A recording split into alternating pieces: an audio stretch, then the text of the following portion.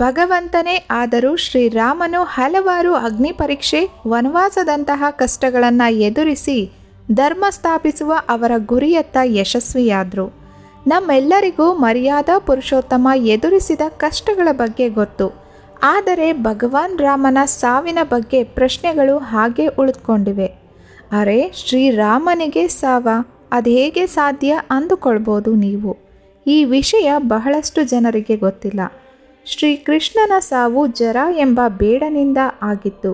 ಹಾಗೆಯೇ ವಿಷ್ಣುವಿನ ಒಂದೊಂದು ಅವತಾರಕ್ಕೂ ಒಂದು ರೀತಿಯ ಅಂತ್ಯ ಇದ್ದೇ ಇದೆ. ಆದರೆ ಶ್ರೀರಾಮನ ಅಂತ್ಯ ಹೇಗಾಯಿತು ಅನ್ನೋ ವಿಷಯವನ್ನು ನೀವು ಎಂದೂ ಕೇಳಿರಲ್ಲ. ರಾಮನಿಗಾಗಿ ಲಕ್ಷ್ಮಣನ ಅಂತ್ಯವಾದರೆ ಲಕ್ಷ್ಮಣನ ಅಂತ್ಯದಿಂದಲೇ ಶ್ರೀರಾಮನ ಅಂತ್ಯವಾಯಿತು ಅಂದರೆ ನೀವು ನಂಬ್ತೀರಾ? ದೇವರಿಗೂ ಅಂತ್ಯವಿರಲು ಸಾಧ್ಯನಾ? ಈ ಬಗ್ಗೆ ಹಿಂದೂ ಧರ್ಮದಲ್ಲಿರುವ ಉಲ್ಲೇಖಗಳೇನು? ಲಕ್ಷ್ಮಣನಿಂದ ರಾಮನ ಅಂತ್ಯ ಹೇಗಾಯಿತು ಎಂಬ ಇಂಟ್ರೆಸ್ಟಿಂಗ್ ವಿಷಯಗಳನ್ನು ಈ ವಿಡಿಯೋದಲ್ಲಿ ತಿಳಿಯೋಣ. ವಿಡಿಯೋ ತುಂಬ ಇಂಟ್ರೆಸ್ಟಿಂಗ್ ಆಗಿರುತ್ತೆ, ಸೊ ಸ್ಕಿಪ್ ಮಾಡದೆ ಕೊನೆವರೆಗೂ ನೋಡಿ. ಪದ್ಮ ಪುರಾಣಗಳಲ್ಲಿ ಶ್ರೀರಾಮನ ಅಂತ್ಯದ ಬಗ್ಗೆ ವಿವರಿಸಲಾಗಿದೆ. ಭೂಮಿಯ ಮೇಲೆ ಅಧರ್ಮ ಹೆಚ್ಚಾಗಿ ಅದನ್ನು ನಾಶ ಮಾಡಿ ಧರ್ಮ ಸ್ಥಾಪನೆಗಾಗಿ ಭಗವಾನ್ ವಿಷ್ಣುವು ಅನೇಕ ಅವತಾರಗಳನ್ನು ತಾಳಿದ್ದಾರೆ. ಅದರಂತೆ ತ್ರೇತಾಯುಗದ ಒಂದು ವಿಷ್ಣುವಿನ ಅವತಾರವೇ ಶ್ರೀರಾಮ. ಹಿಂದೂಗಳು ಬಹಳ ಭಕ್ತಿಯಿಂದ ಪೂಜಿಸುವ ದೇವ ಶ್ರೀರಾಮ. ತಮ್ಮ ಆಳ್ವಿಕೆಯಲ್ಲಿ ಶ್ರೀರಾಮ ಮಹಾನ್ ಕಾರ್ಯಗಳಿಂದ ಹಿಂದೂ ಧರ್ಮಕ್ಕೆ ಗೌರವಯುತ ಸ್ಥಾನವನ್ನು ನೀಡಿದ್ದಲ್ಲದೆ 10 ತಲೆಯ ರಾವಣನನ್ನು ಸಂಹರಿಸಿದ್ರು. ತಂದೆಯ ಮಾತಿನಂತೆ 14 ವರ್ಷ ವನವಾಸವನ್ನು ಅನುಭವಿಸಿದ್ರು. ಇದಾದ ಮೇಲೆ ಶ್ರೀರಾಮ ಭೂಮಿಯನ್ನು ಬಿಟ್ಟು ಹೋಗಿದ್ಯಾಕೆ? ಲಕ್ಷ್ಮಣನ ವೇಷದಲ್ಲಿ ಬಂದ ಆದಿಶೇಷ ರಾಮನಿಗಿಂತ ಮೊದಲೇ ಭೂಮಿಯನ್ನು ತೊರೆದಿದ್ದು ಯಾಕೆ ಎಂದು ನೀವು ತಿಳಿಯಲೇಬೇಕು. ಶ್ರೀರಾಮ ವಿಷ್ಣುವಿನ ಅವತಾರ. ರಾವಣನ ಸಂಹಾರಕ್ಕೆ ಭೂಮಿಗೆ ಬಂದಿದ್ರು. ಆದರೆ ನಿಮಗೆ ಲಕ್ಷ್ಮಣ ಆದಿಶೇಷನ ಅವತಾರವೆಂದು ತಿಳಿದಿದೆಯಾ? ಆದಿಶೇಷ ಅಂದರೆ ವಿಷ್ಣು ಸದಾ ಮಲಗಿರುತ್ತಾರಲ್ಲ, ಅದೇ ಆ ಹಾಸಿಗೆಯೇ ಆದಿಶೇಷ.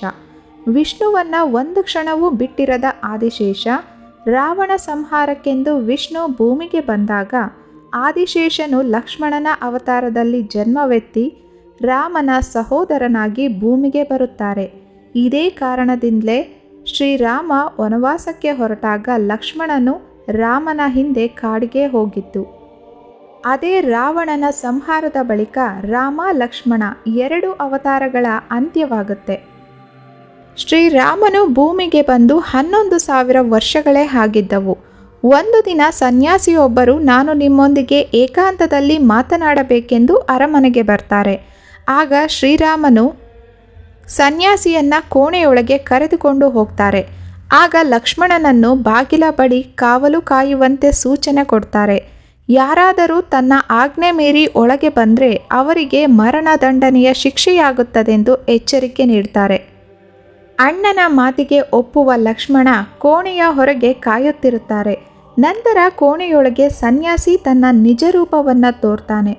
ಅಸಲಿಗೆ ಅವನು ಸನ್ಯಾಸಿಯೇ ಆಗಿರಲ್ಲ, ವಿಷ್ಣು ಲೋಕದಿಂದ ಬಂದ ಕಾಲದೇವನಾಗಿದ್ದ. ಭೂಮಿಯ ಮೇಲೆ ರಾಮನ ಸಮಯ ಮುಗಿದಿದೆ, ವಾಪಸ್ ವಿಷ್ಣುವಿನ ಲೋಕಕ್ಕೆ ಬರಬೇಕು ಎಂಬ ಸಂದೇಶವನ್ನು ಕಾಲದೇವ ತಂದಿದ್ದ. ಆದರೆ ಅಷ್ಟರಲ್ಲೇ ಶ್ರೀರಾಮನನ್ನು ನೋಡಲು ಅಲ್ಲಿಗೆ ದುರ್ವಾಸ ಮುನಿ ಬರ್ತಾರೆ. ನಾನು ಶ್ರೀರಾಮನ ಬಳಿ ಮಾತನಾಡಬೇಕು, ಜಾಗ ಬಿಡು ಎಂದು ಲಕ್ಷ್ಮಣನ ಬಳಿ ಕೇಳ್ತಾರೆ. ಆದರೆ ಸೋದರನ ಮಾತನ್ನು ಎಂದಿಗೂ ಮೀರದ ಲಕ್ಷ್ಮಣ ಶ್ರೀರಾಮ ಒಳಗೆ ಯಾರನ್ನು ಬಿಡದಂತೆ ಆದೇಶಿಸಿದ್ದಾರೆ, ಬಿಡಲು ಸಾಧ್ಯವಿಲ್ಲವೆಂದು ಹೇಳಿಬಿಡ್ತಾನೆ. ಮೊದಲೇ ದುರ್ವಾಸ ಮುನಿಯ ಕೋಪ ನಿಮಗೆಲ್ಲ ತಿಳಿದಿದೆ ಅಲ್ವಾ? ಅವರು ಮೊದಲೇ ಕೋಪಿಷ್ಟ, ಹಠವಾದಿ. ಲಕ್ಷ್ಮಣ ಬಿಡಲು ಸಾಧ್ಯವಿಲ್ಲವೆಂದರೂ ಹಠ ಬಿಡದೆ ಅಲ್ಲೇ ಕುಳಿತು ಬಿಡ್ತಾರೆ. ದುರ್ವಾಸ ಮುನಿಯು ಶಾಪದ ವಿಷಯ ತೆಗೆದಾಗ ಲಕ್ಷ್ಮಣನಿಗೆ ಭಯವಾಗುತ್ತೆ. ಒಂದೆಡೆ ಅಣ್ಣನ ಆಜ್ಞೆ, ಮತ್ತೊಂದೆಡೆ ದುರ್ವಾಸ ಮುನಿಯ ಶಾಪದ ಬೆದರಿಕೆ. ಎಲ್ಲವನ್ನ ಯೋಚಿಸಿ ಅಣ್ಣ ತನಗೆ ಮೃತ್ಯುದಂಡನೆ ಕೊಟ್ಟರೂ ಪರವಾಗಿಲ್ಲ, ಅಣ್ಣ ಮಾತ್ರ ದುರ್ವಾಸ ಮುನಿಯ ಶಾಪಕ್ಕೆ ತುತ್ತಾಗಬಾರದೆಂದು ಒಳ್ಳೆಯ ಉದ್ದೇಶದಿಂದ ತಾನೇ ಒಳಗೆ ಹೋಗಿ ದುರ್ವಾಸ ಮುನಿ ಬಂದಿರುವ ವಿಷಯವನ್ನು ರಾಮನಿಗೆ ತಿಳಿಸ್ತಾನೆ. ಲಕ್ಷ್ಮಣ ಆಜ್ಞೆ ಮೀರಿ ಒಳಬಂದರೂ ಮರಣದಂಡನೆ ನೀಡಲು ರಾಮನಿಗೆ ಮನಸ್ಸಾಗುವುದಿಲ್ಲ. ಒಂದೆಡೆ ತನ್ನ ಆಜ್ಞೆಯನ್ನು ಪಾಲಿಸಬೇಕು, ಮತ್ತೊಂದೆಡೆ ತಮ್ಮನ ಮೇಲಿನ ವಾತ್ಸಲ್ಯ, ಎರಡಕ್ಕೂ ಕಟ್ಟುಬಿದ್ದು ತಮ್ಮನಿಗೆ ಮರಣದಂಡನೆ ಶಿಕ್ಷೆಯ ಬದಲಿಗೆ ಗಡೀಪಾರು ಮಾಡಿಬಿಡ್ತಾನೆ ರಾಮ. ಅಣ್ಣನನ್ನು ಒಂದು ಕ್ಷಣವೂ ಬಿಟ್ಟು ಇರದ ಲಕ್ಷ್ಮಣ ಭೂಮಿಯನ್ನೇ ಬಿಟ್ಟು ಹೋಗುವ ನಿರ್ಧಾರ ಮಾಡ್ತಾನೆ. ಸರಾಯು ನದಿಯ ಹತ್ತಿರ ಹೋಗಿ ನೀರಿನಲ್ಲಿ ಕಾಲಿಟ್ಟ ಕೂಡಲೇ ಆದಿಶೇಷನ ಅವತಾರವಾಗಿ ಬದಲಾಗಿ ವಿಷ್ಣುವಿನ ಲೋಕಕ್ಕೆ ತೆರಳುತ್ತಾನೆ. ಇದಾದ ಬಳಿಕ ಯಮರಾಜನು ರಾಮನನ್ನು ಕರೆದುಕೊಂಡು ಹೋಗಲು ಅಯೋಧ್ಯೆಗೆ ಬರ್ತಾನೆ. ಆದರೆ ಬಲಶಾಲಿಯಾದ ಹನುಮಂತ ಆತನನ್ನು ಒಳಗೆ ಬಿಡೋದಿಲ್ಲ ಮತ್ತು ಹನುಮಂತ ಚಿರಂಜೀವಿಯಾದ ಕಾರಣ ಯಮರಾಜನು ಹನುಮಂತನಿಗೆ ಏನು ಮಾಡಲು ಆಗೋದಿಲ್ಲ. ಈ ವಿಷಯವನ್ನೆಲ್ಲ ಅರಿತ ರಾಮ ಕೊನೆಗೆ ತನ್ನ ಉಂಗುರವನ್ನು ಪಾತಾಳ ಲೋಕಕ್ಕೆ ಬೀಳಿಸುತ್ತಾನೆ. ಆ ಉಂಗುರವನ್ನು ಹನುಮಂತನಿಗೆ ತೆಗೆದುಕೊಂಡು ಬರಲು ಹೇಳ್ತಾನೆ. ಹನುಮ ಪಾತಾಳ ಲೋಕಕ್ಕೆ ಹೋಗಿ ವಾಸುಕಿಯ ಸಹಾಯ ಪಡೆದು ಖಜಾನೆಯಲ್ಲಿ ಬಿದ್ದಿದ್ದ ಉಂಗುರವನ್ನು ಹುಡುಕಲು ಬಹಳ ಸಮಯವಾಗುತ್ತೆ. ಸಮಯವೆಂದರೆ ನಾವು ನೀವು ಅಂದುಕೊಂಡ ಹಾಗೆ ಗಂಟೆಗಳ ರೀತಿ ಅಲ್ಲ, ಬಹಳಷ್ಟು ವರ್ಷಗಳೇ ಆಗುತ್ತೆ. ಕಡೆಗೂ ಹನುಮಂತ ಶ್ರೀರಾಮನ ಉಂಗುರವನ್ನು ಹುಡುಕಿ ಭೂಲೋಕಕ್ಕೆ ತರ್ತಾನೆ. ಆದರೆ ಅಷ್ಟರಲ್ಲಿ ಆಗಲೇ ರಾಮನನ್ನು ಬಿಟ್ಟು ಲಕ್ಷ್ಮಣ ಹೇಗೆ ಇರಲು ಸಾಧ್ಯವಿಲ್ಲವೋ ಹಾಗೆಯೇ ರಾಮನು ಲಕ್ಷ್ಮಣನನ್ನು ಬಿಟ್ಟು ಇರಲಾರ. ಇದೇ ಕಾರಣದಿಂದ ತನ್ನ ರಾಜ್ಯ ಸಿಂಹಾಸನವನ್ನೆಲ್ಲ ತನ್ನ ಮತ್ತು ತನ್ನ ಸಹೋದರರ ಮಕ್ಕಳಿಗೆ ನೀಡಿ ಭೂಲೋಕವನ್ನು ತೊರೆಯುವ ನಿರ್ಧಾರ ಮಾಡ್ತಾರೆ. ಅದರಂತೆ ಸರಾಯು ನದಿಯಲ್ಲಿ ಮುಳುಗಿ ಮಾಯವಾಗ್ತಾರೆ ರಾಮ. ಆಗ ಭೂಲೋಕಕ್ಕೆ ಬರುವ ಹನುಮಂತ ರಾಮ ಇರದಿರುವುದನ್ನು ನೋಡಿ ಅಳುತ್ತಾ ಒಂದು ಮರವನ್ನೇರಿ ಕುಳಿತು ಬಿಡ್ತಾನೆ. ಅಂದಿನಿಂದ ಆಂಜನೇಯ ಚಿರಂಜೀವಿಯಾಗಿ ನೆಲೆಸ್ತಾನೆ. ನಂತರ ನದಿಯ ಮಧ್ಯಭಾಗದಲ್ಲಿ ವಿಷ್ಣುವಿನ ಅವತಾರದಲ್ಲಿ ಪ್ರತ್ಯಕ್ಷನಾಗುವ ರಾಮ ತನ್ನ ಭಕ್ತರಿಗೆ ದರ್ಶನವನ್ನು ನೀಡ್ತಾರೆ.